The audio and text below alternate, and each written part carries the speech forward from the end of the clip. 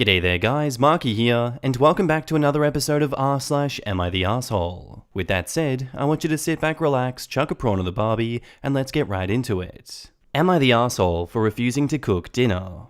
So I've been married to my husband, John, for a year now, and recently, aka 5 weeks ago, we welcomed our first baby, F. I'm currently on maternity leave, which my husband has interpreted as me being stay-at-home mom instead of taking time to rest before I needed to return to work. I don't really mind it too much, since cleaning my house is soothing to me, and is a good distraction from my sleep deprivation. I've always been this way, and John still does do his share of household chores.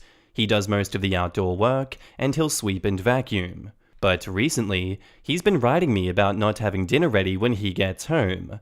He works from 8 to 5:30, so it's not a completely unreasonable time for dinner, but it's not like I can just stop taking care of our daughter to cook him a meal. I can usually talk him down, and he'll watch our daughter while I cook. A few days ago, however, he came into the house and began berating me for not having dinner ready and waiting so he could just walk in and sit to eat. I was actively changing my daughter's diaper while he went on this rant. He went as far as to say that he put up with my laziness for long enough and that I needed to do my job properly. I didn't say anything to him at that moment. I went and cooked dinner, and he seemed pretty proud of himself for winning that conversation. But I only have a few more weeks to stay home with my baby girl, and I'm not going to have that stomped on because of my husband. So ever since that day, I go to my mum's house for dinner. She's okay with this, by the way. I don't cook anything for John, and I'm already at my mum's by the time he gets home. I still clean at home and keep the house tidy, but I don't cook dinner. John has been furious with me, and has been telling me that I'm an asshole for leaving him to starve. I just want to have a peaceful environment before I have to go back to work. So Reddit, am I the asshole? And now in the comments, you know when you go back to work you'll still be married to him, right? Exactly this. OP not the asshole. But you're a new mum, caring for an infant and still doing chores around the house. You're a wife and mum, not a personal chef. If he wants dinner ready when he gets home, he can cook before he goes to work or meal prep once or twice a week. Problem solved. Newsflash, you are not leaving him to starve. He is starving himself. The issue with these people is that they would rather starve themselves than cook dinner and have a healthy relationship. For them, winning the argument and being mad is more important than spending that time on preparing dinner. Definitely not the asshole. Major red flags. 1. Talk him down. From what? Anger? This is not a topic worthy of rage or anger. 2. Watch our daughter. You mean, be a parent? 3. Berating to have dinner ready and waiting? Question mark? And 4. Put up with your laziness. This person is serious trouble. He's treating you abusively. Please get out, not the asshole. Everything he said was so noxious. I can't believe OP couldn't see it. But then I remembered how blind I was in my own abusive marriage. My ex used to come home and pace angrily throughout the house until he found something to yell and make me feel like crap about, even if I cleaned all day and cooked dinner. I don't know why we rationalize such behavior to ourselves so easily, and are so slow to see it for what it is. Dude probably showing his true colors now that he married her and got a kid in the equation, thinking she'll never leave him now.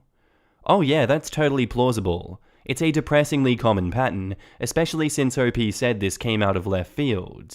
You're married to a 24-year-old who thinks that it's a woman's job to have dinner on the table when he gets home every night, when she's on maternity leave? Who raised this man? I don't want to know about the in-law situation. Does he watch Andrew Tate? And OP replies, my mother-in-law and father-in-law are amazing, truly. I would go to their house too, but they live a few hundred miles away. My mother-in-law was a big support for us when my pregnancy symptoms were at their worst. And no, he thinks Andrew Tate is ridiculous. Not the asshole, but be careful. Cooking is a life skill, not a gender role. And it sounds like Andrew Tate is right up his alley, to be honest. A lot of men hide their patriarchal and depressive mindsets until they're married and have kids, because then it's so much harder for their victims to escape. Don't be fooled, OP. Him telling you to have his food ready is already verbal abuse. But think about this. Is this the example you want to set for your daughter? And now on to the update. Hey, so thanks for all of your responses and all the advice on my post yesterday. John and I sat down together this evening, and the first thing he said was that he was sorry. He said that he was sorry for the way he had been talking to me, and that he understood why I did what he did. He also told me he saw my Reddit post. Whoops. He informed me that there was a rumor spreading around his workplace that they were planning on laying off a lot of people, and he freaked out. He didn't want to end up unemployed because he wanted me to be able to have my full maternity leave, and also didn't want to force us to dip into our savings accounts. So he was working through his lunch and was coming home without having eaten anything since 7 AM that morning, which is the cause of the insane crankiness. And unfortunately, the rumors were true, and he ended up being laid off. So he's unemployed, which means he didn't actually go to work today, he went to his sister's house. And yes, I called her and confirmed that he actually was there all day. He told me that what was going on wasn't an excuse, and that his behavior towards me was unacceptable. By the way, I did reach out to mother-in-law and father-in-law, and they gave him an earful this morning, and sister-in-law did the same. He admitted that he was jealous he couldn't spend the same kind of time with his daughter, and that his jealousy was coming out in those ways. He's absolutely enamored with the daughter and wants to be more present to bond while she's still a newborn. I told him that I needed him to go see a therapist. I needed him to talk to a professional about how he's been feeling, and I will do the same. We are currently looking for one, maybe a different one for me, covered under my insurance from work. I told him that until he's had a couple of sessions, I'm going to be staying at my parents' home. It's not necessarily a matter of distrust, but I believe that he needs to talk to someone and be in charge of himself for a little bit. I told him that I have no intention of keeping daughter from him, but I believed that it was best to remove myself from our home for a little while. He agreed to all of these things. And my wonderful parents and in-laws told us that they'll help handle our bills until I'm back to work. So that's where we are. John is going to try being a stay-at-home dad when I go back to work, and is already enrolled in some online classes at a local community college. Mother-in-law sent him some of their family recipes as well, so John's going to be handling dinner from here on out so he can get better at cooking. I understand that many of the people in the comments were telling me to divorce him or leave, but I don't think I'm ready to give up on our marriage just yet. I have a lot of people in my corner, including my in-laws. Daughter and I will be okay. If this behavior starts up again, I won't stick around and hope that it will turn out like this again. I'll go stay with my younger sister. She's in state. I was recommended against leaving the state with my daughter in case of desire for divorce, until I can get a lawyer. If there are any other big changes, I'll update you all again. But for now, thank you and goodbye. And edit. 1. John did not suggest being a stay-at-home dad. The plan he proposed was to pay my mum and dad to take care of my daughter when I get back to work, and he would look for office jobs in the meantime. I did. I wanted him to do it. 2. I'm not taking my daughter away from him. I pump. I'm going to take some of the advice that I was given and give myself time to rest instead of cleaning the house. Daughter will be with him too. 3. John was in fact laid off. I understand that what he did in my original post was terrible, but I do not believe that it warrants people saying he quit. He was jealous of my bonding time, but he also would not leave a job because of that. 4. John is overdue for a physical, so he's called his doctor and he'll have a checkup next Thursday. 5. John went to his sister's because he was embarrassed. If I was laid off after working my ass off for a month, I'd be humiliated too. I wouldn't know how to tell my spouse something like that. 6. Divorce is not on the table. Divorce is not in the house. I'm taking time to heal while staying in a quiet place. Parents going to be on vacation. I am not divorcing my husband. I don't want to be a single mum. And 7. As soon as daughter is reaching the age that we are comfortable with her being in daycare, John will be looking for jobs. He doesn't have a choice. He agreed to that. If he drags his feet, I'll start looking for him. And now in the comments, well, at least he pulled his head out of his ass before it was too late. Stress and anger is a bad combo for some people. I'm not sure dude needed therapy as much as he needed to pack a frickin' lunch that he could eat at his desk. Not that therapy is the wrong choice, and it should give him some better coping mechanisms and hopefully the ability to recognize when he's being irrational because of other factors. This should also be a lesson for everyone. When the chopping block comes out, it very rarely matters what you do, the decision is usually made by the time the rumors start. Busting your ass the last few weeks only gives free labor to an entity that's throwing you out like the trash. I hope that OP's husband really comes around. Not everyone is lucky enough to have a second chance. Some do a 180 though. My partner, many moons ago, told me off for leaving my dirty cup on the table. It was an honest mistake, as I would wash my cup before leaving for work. Well, after having our first child, he was saying, I get it. House is clean, but dishes are dirty, and there's no food in the house. I let it be because I knew he was working long hours, but I was up all night with the kid and was exhausted mentally and physically.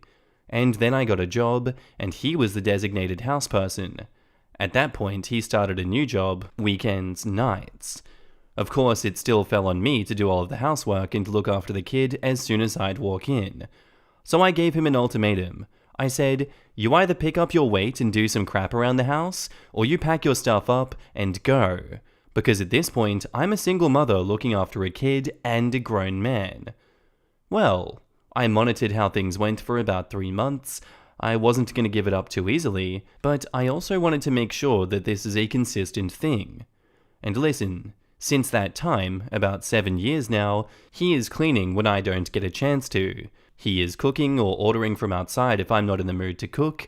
He's washing the dishes, looks after the kids so I can get my me time, and he works full time. I asked him if he'd want me to go to work and he would stay at home for a while, and his answer was, no thank you, it's easier at work than at home. Some people change and understand, some don't. It's a matter of giving a chance and seeing where you're heading. Everybody has ups and downs. I can't believe it that people are jumping on the divorce wagon for this reason only. OP's husband wasn't violent, abusive, or anything close to that from what I've read. I hope that they do get an understanding and they get their happiness. Our next post is titled, My boyfriend got into a fist fight with his cousin for disrespecting me, and now my boyfriend's mother wants to meet with me alone. I, 25 female, was at my boyfriend's, 29 male, parents' home for a barbecue last week. My boyfriend's parents, his siblings, and his cousins were there. Everything went fine for the first half of the night. Things went way left towards the second half of the night. We were all, minus the parents, sitting in the backyard and just chilling. It was around 9 to 10 p.m, and everyone had been drinking for a few hours now. I didn't drink much because I don't typically like to get drunk. My boyfriend has a male cousin who is in his mid-30s. This cousin proposed that everyone do rounds of shots. My partner got excited and said that he was game, so I playfully told him that he needed to slow down because I did not intend to carry him and his big behind home. He's taller and works out, so trying to make him move is like pushing against a mountain. I've already tried once when he got very drunk at his birthday party. My boyfriend knew I was being playful, so laughingly asked me to loosen up. Out of nowhere, his male cousin says, yeah, you need to remove that huge stick out of your ass and loosen up for effing once. It took all of us by surprise, including his own girlfriend, and his tone was not nice at all. He was being serious and rude. My boyfriend immediately retorted with, what the F, dude? Asking him who he thought he was talking to, and told him to apologize. His cousin did not back down, and started talking about how I always have this holier-than-thou attitude, which was ludicrous because I very rarely see him, and have only had brief/surface-level interactions with him. My boyfriend got extremely pissed and stood up, demanding that he shut the hell up and apologize. He stood up because his cousin was already standing up, and he later told me that he did that because he wasn't going to let someone talk down to me or him like that. His cousin began walking forward, so my boyfriend did the same until they were face to face. They exchanged a few words, mainly my boyfriend telling his cousin that he needs to apologize, and his cousin telling him to F off. Out of nowhere, my boyfriend gets punched by his cousin. My boyfriend did not skip a beat and punched him right back, causing his cousin to fall backwards onto his ass, and before he could do anything, my boyfriend got on top of him and started punching him. My boyfriend did a lot of boxing as a teen and still boxes to this day as a hobby. He also coaches younger guys and teenagers on the weekends on the side of his regular job. While the fight didn't last long, his brother and other male cousin pulled him away. My boyfriend did manage to deliver a good amount of punches, and his cousin looked messed up. Either way, the night quickly ended after that, and we went home. No police or anything were called, and the girlfriend of my partner's cousin texted my boyfriend and apologized for what happened. My boyfriend is still furious and refuses to talk to his cousin or to talk to anyone except me about him. Today, his mum called me out of the blue to check up on me after all that happened last week, and I told her that we were doing good. She then asked if I would be able to meet her tomorrow and to not tell my boyfriend, aka her son. I told her that I wasn't comfortable with not telling him, but she begged me and said she wouldn't be asking if she didn't really need to see me alone. I told her that I needed the day to think about it. I don't know what she wants. All I know is that it has to do with what happened that night because she herself told me it's about that. I don't know what to do. She isn't just anyone, it's his mother. They have a great relationship. What do I do? Do I go and hear what she has to say, or do I tell her that I'm not meeting with her? I don't have a good feeling about this. She's all about family, so I feel like she might be up to something. And now in the comments, that's a real catch-22. If you don't tell your boyfriend, you'll be keeping a secret from him. If you do tell him, you'll be on the outs with his mother. Personally, I wouldn't keep it a secret from my girlfriend. I'm sorry you're in this situation. Good luck. Why can't mum just call you on the phone privately? Why does it have to be in person? That's weird. I reckon it's because whatever mum has to say, she needs to make sure that boyfriend isn't listening in or reading messages. Only way to be certain is meeting face to face. Yeah, this.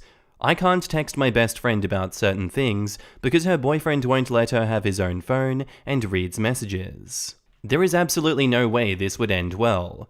She's either going to try to get you to convince your boyfriend to back down, tell you it's your fault, ask you to apologize to cousin to keep the peace, using the fact that you'd obviously want to be on her good side. You know, mother-in-law and all. If she tried to do or say any of these things in front of your boyfriend, he would absolutely defend you, and rightfully so. So she's trying to get you alone. What if you show up and she brings cousin along? This conflict is not your fault. Cousin was rude and out of line, boyfriend defended you, and cousin escalated to blows. You need to tell your boyfriend. This is his family, and it's not on you to fix their problematic dynamics. I would even suggest you agree to meet up and show up with your boyfriend. That way you can see her face when you ask her what she was trying to accomplish by getting you to lie to your boyfriend and get you alone. What if the boyfriend has a history of violence and the mum wants to warn OP? This could be true, but that could have been shared on the phone, right? Well, different types of conversations are more appropriate to have face-to-face if it's possible. The more serious, the more warranted face-to-face is, in my honest opinion. If we are entertaining the idea that the mum wants to inform OP of something that she needs to know for her own well-being, she might have proof that she doesn't want to send via cell phone. Getting into fistfights over insults is not an admirable quality. When I read the post, I assumed that everyone involved was 19 to 22, but he's nearly 30. I don't know. Red flags. He got punched first. I wouldn't say he really started the fight. I think the use of violence was more self-defense. I guess a lot of commenters here would have just sat there in meek, terrified silence as their family berated and insulted their partner. I feel bad for the partners of these people, Lamau. If he had started the fight, that'd be a very different story. But simply standing up for his girlfriend and then effectively protecting himself when attacked is not indicative of irrationally violent behavior. And now on to the update. I told my boyfriend about his mother reaching out and wanting to meet to talk about what happened that night. It turns out that she called him earlier the week before talking to me and had asked him to meet and forgive his cousin, which he refused to do. I convinced him to let me go see his mother alone and that we would just regroup and talk after I was done meeting her. I ended up having to go to his mother and father's place because it's more comfortable and family-friendly than a coffee shop or restaurant. Those were her words. When I got there, I was immediately greeted by her and the girlfriend of my boyfriend's cousin. I mentioned in my first post how she was there that night and has been texting my boyfriend apologizing on the behalf of his cousin. We sat down and his mother was basically trying to make me feel sympathy for my boyfriend's cousin. Apparently, he's having some sort of life crisis. He's like 35 to 38, but I don't know if that's considered a midlife crisis. The girlfriend mentioned that he was drunk, didn't mean anything, and was so sorry. I told them that while I hear what they're saying, this is something that my boyfriend's cousin should be telling me directly. According to them, he doesn't feel comfortable meeting me without my boyfriend being there, and since my boyfriend doesn't want to be near him, he couldn't come. And then his mother tried to convince me to forgive the cousin, because if I forgive him, then my boyfriend will too, according to her. She used the whole, he loves you and listens to you, and we're family and supposed to be tight arguments. And I told them that I would appreciate an apology coming from the cousin directly, and that even if I do later on forgive him, it doesn't guarantee that my boyfriend will. He got sucker punched, and he's generally a less forgiving person than me. I left her house without promising them anything, and went to my boyfriend's place to tell him what happened. That's when I learned about the real reason why his mum wanted to meet me. Apparently, his mum and cousin are pushing for this whole forgiving thing because my boyfriend owns a home renovating business and was supposed to help his cousin with home renovations for a decent family discount. They are afraid that my boyfriend will tell him to F off and not help him, which really explains why they are so hell-bent on fixing things with him. If anything, this just pissed him off even more because he thinks that they want to use me to keep their deal going. He said he's going to take care of all this. And at this point, I don't want to deal with any of this. I probably won't have to deal with his cousin and extended family until Christmas, so I'm going to enjoy that. Multiple people thought that this could have been about the cousin trying to get the police involved, and I have to say that I did bring it up both to him and his sister. She was there, and we're close-ish, the night the fight happened. They both basically told me that they are the keeping it in the family type of family. So yeah, that's it. Thanks for the help, everyone. And now in the comments, wow, so all of that nonsense about midlife crisis and family forgiveness was just a ruse so that the cousin would still get a discount on his home renovations? Wow, good for you sticking with a loyal boyfriend, who by the way sounds like a keeper. If he asks to marry you, say yes, but don't invite his mother and cousin to the wedding. And OP replies, it feels insulting. Are you even genuinely sorry, or are you only worried about having to go somewhere else and pay more? Either way, they will now have to do regardless because my boyfriend made it clear that he's not intending to do anything for his cousin. Well, at least this situation has given you valuable insight into the dynamics of his family and what their priorities are. Good for you for sticking up for yourself and him without being confrontational. His mother seems manipulative, and I'm pretty confused about why the cousin can't apologize directly. The whole thing is just weird, and it's clear his mother isn't being honest with you. So you were also right to tell your boyfriend what was going on and let him choose how to handle it. And OP replies, I underestimated his family. My boyfriend told me when we first started dating that his family can be difficult to deal with, but everything seemed fine the first few times that I saw them, so I just thought that he might have been overreacting or joking. I definitely get now what he meant. It can take time for the veneer to slip. They were on their best behavior for a bit, so you would think when you finally saw how they really are that it was a mistake or a misunderstanding. But nope, they are just not good people. Tell them there's a 200% surcharge fee for customers who sucker punch the home renovator. I can't imagine having the audacity to go to someone and say, hey, I know this person sucker punched your boyfriend, but could you please emotionally manipulate your boyfriend to forgive him? I am somewhat curious how the cousin got the impression that OP was stuck up, although I'm leaning more towards wildly misinterpreting something as a slight, rather than OP is leaving out info, given what we all know about him. OP doesn't like to get drunk. Not getting shit-faced is enough for a lot of people to say that you have a stick up your ass. Can confirm. I went to a friend's stag and do some years back, visibly pregnant, and the bride's plastered father tried to nag me to do shots for about 10 solid minutes, insisting that my pregnancy shouldn't be considered and told that I was no fun and too uptight for staying sober. I'd been told this before for staying sober at parties, but while I used to think that maybe they were right, that night taught me that some people won't be happy unless you're as inebriated as they are, and those people probably have their own problems to deal with that have nothing to do with me.